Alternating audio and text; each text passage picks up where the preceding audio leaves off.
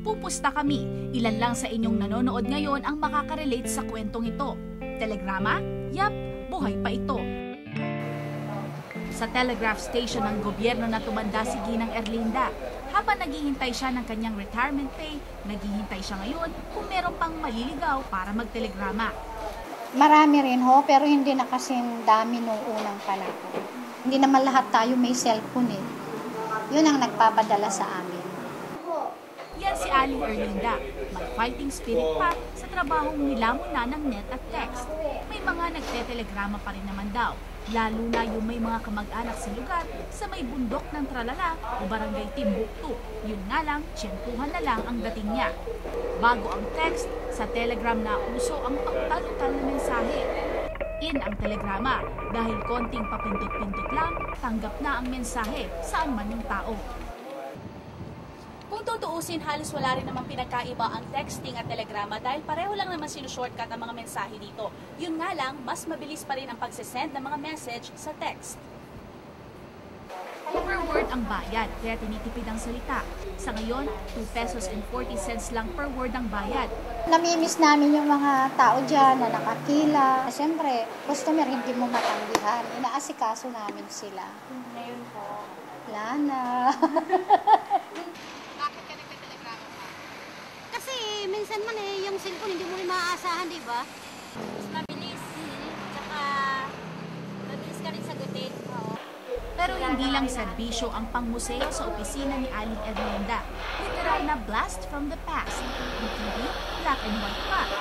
Walang makuha. Ang mga social telegrams o mga greeting card na tig sa 10 piso, old school. Ang ibang disenyo, 1970s pa. Kasi meron din naghahanap yan. Oo. Sabi nila, wala na ba yung kagaya ng ganitong ganyan? Itinigil na nga lang noong Agosto ang serbisyong ito, pati na ang money transfer ng DOTC Telecommunications. Plano raw kasing gawin na itong moderno. Kung kailan, yan ang sagot na hindi pa nila na itetelegrama. 300 pesos ang kinita ng opisina nila Aling Erlinda noong Oktubre at galing pa ito sa mga nagpapadala ng court notices. Sa buong araw na paghihintay, 3 telegrama lang ang i-deliver ng mga courier na sina Elvis at Noel.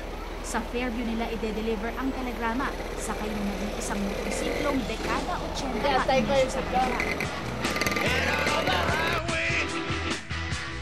Looking for adventure and whatever comes our way, born to be wild.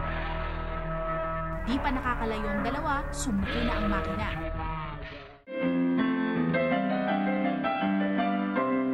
Konting tingin at kalikot, ang mga courier, expert mechanic pala.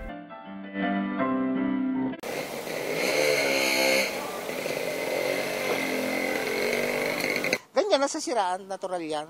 Kaya lang pagka yung marunong ka talaga sa motor, unang titignan mo sa motor yung kuryente, and then yung gasolina. Eh kung sa gasolina lang, madali lang. Ang mahirap doon kung wala kang pera. Wala kang gasolina, itutulak mo. Sa loob ng ilang taon, magre-retiro na sila Aling Erlinda at malamang si Elvis. Pero malamang, mauna pa sa kanila ang trabaho nila. Lalo na't kasing ikli na ng mga mensahe ang nalalabing buhay ng telegrama. Faye Tobias po, Dokumentado.